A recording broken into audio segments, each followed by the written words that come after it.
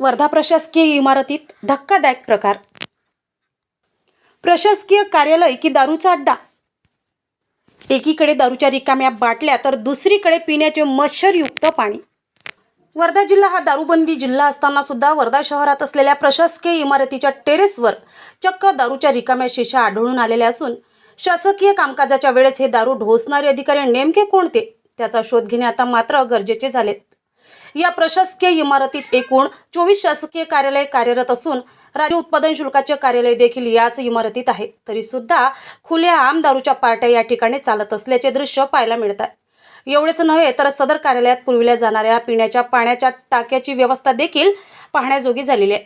या पाण्याच्या टाक्यात सर्वत्र शेवाळ जमलेले असून मच्छरांनी वेढलेले आहे, तर त्या टाकीच्या पाण्यातून दुर्गंध देखील येत आहे। या होणाऱ्या अनुसूचित प्रकाराकडे कोणाचे लक्ष नाही का? या दारूच्या बाटल्या आल्या तरी कुठून, असे प्रश्न अनेक उपस्थित होत आहेत। जनसंग्राम न्यूज वर्धा।